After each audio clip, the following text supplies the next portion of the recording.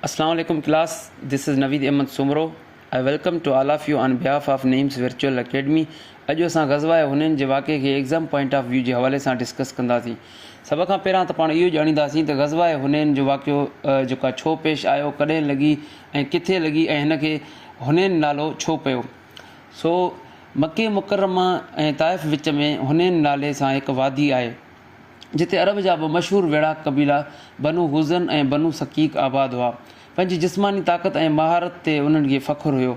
मुस्लमाननि जॾहिं मको फ़तह कयो त उहा ॻाल्हि उन्हनि खां जेको आहे बर्दाश्त न थी सघी, जंहिंजे करे उहो जंग जूं तयारियूं करणु शुरू थी विया।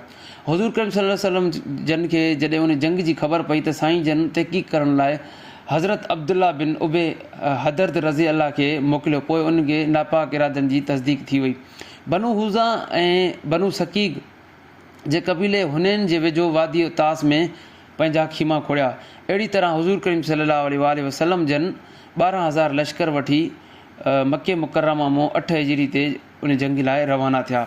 सो हाणे इन मां जेको आहे सवाल कहिड़ा था पैदा थियनि त ग़ज़वा हुनैन कॾहिं लॻी। ग़ज़वा हुनैन सन 8 हिजरी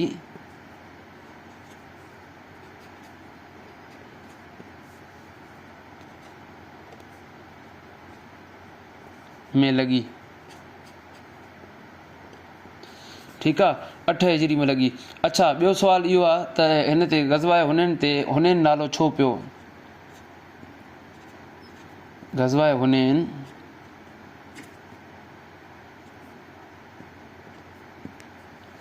ग़ज़वा हुनैन जो नालो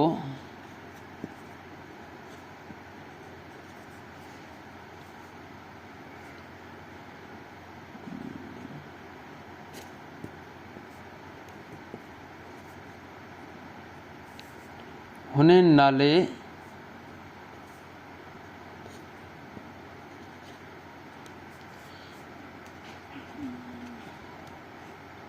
वादी जे करे पियो।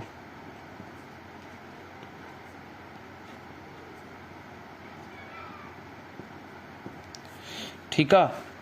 अच्छा, उन खां पोइ जेको आहे ॿियो सुवाल इहो ईंदो आहे एग्ज़ाम में त ग़ज़वा हुनैन में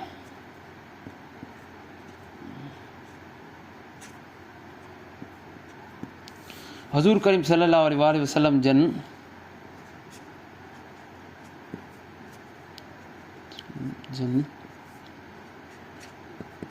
काफ़रनि जी तस्दीक़ करण लाइ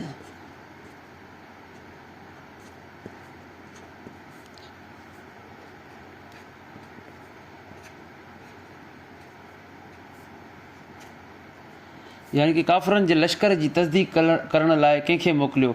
सो हुज़ूर करीम सल्लल्लाहु अलैहि वसल्लम जन काफ़रनि जी तस्दीक़ करण लाइ सहाबी हज़रत अब्दुल्ला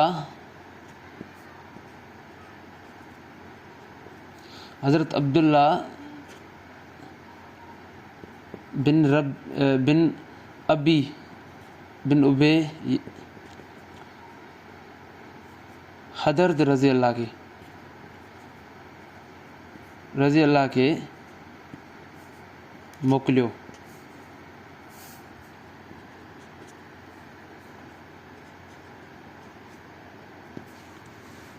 अच्छा, ॿियो सुवाल इहो ईंदो आहे त ग़ज़वा हुनैन में काफ़रनि पंहिंजा खीमा कहिड़ी जॻह ते खोड़िया। पहिरां ग़ज़वा हुनैन में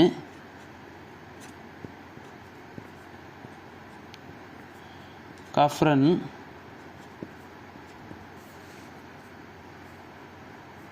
पंहिंजा खीमा वादी उतास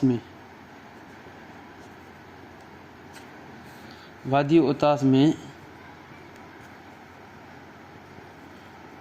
खीमा खोड़िया।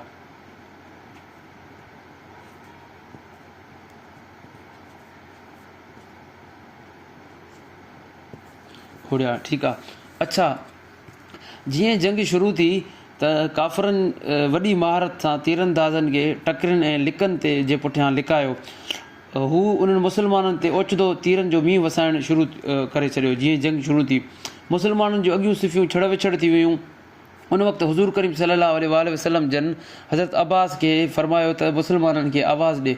उहो आवाज़ु ॿुधी यकदमि मुस्लमान जेको आहे वापसि आया ऐं बहादुरी सां मुक़ाबिलो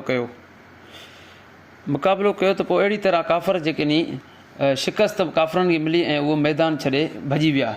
सो सुवालु इहो पैदा थिए थो ग़ज़वाए हुनैन में अच्छा मुस्लमाननि जो तादादु केतिरा जेके नी मके जा मुस्लमान उन में शामिलु हुया। सो इन जो जवाबु आहे ग़ज़वाए हुनैन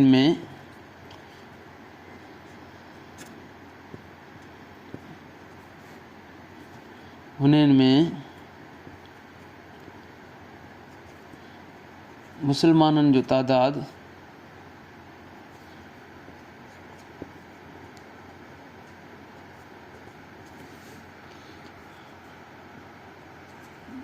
टोटल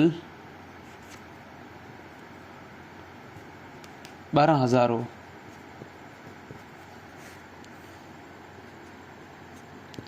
अच्छा 12,000 मुस्लमाननि जो जेको आहे टोटल जेको आहे लश्कर हुयो, जंहिंमें जेको आहे कुझु जेके नी जेका ऑलरेडी मके जा हुया, जेके पोइ मके फ़तह थियण खां पोइ मुस्लमान थिया। सो उन्हनि में 2,000 मके जा ऑलरेडी जेके नी रहायशी हुया। 12,000 हो जंहिंमें 2,000 जो तालुक़ु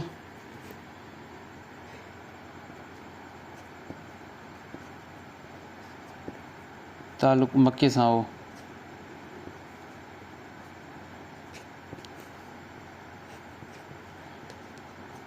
या वरी ईअं चइजे जेके मके फ़तह थियण खां पोइ मुस्लमान थिया।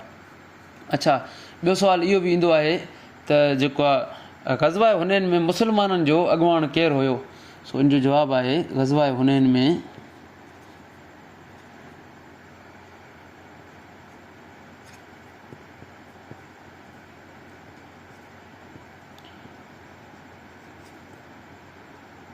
मुस्लमाननि जो अॻुवाण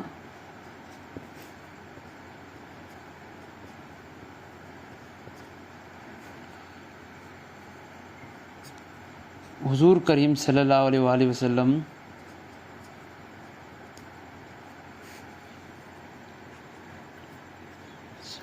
जन हुआ। सो इहे सुवाल आहिनि जेके एग्ज़ाम पॉइंट ऑफ व्यू जे हवाले सां ग़ज़वाए हुनैन में जे लाइ पुछा वेंदा आहिनि। So thank you so much. अॼु जे लाइ एतिरो काफ़ी आहे।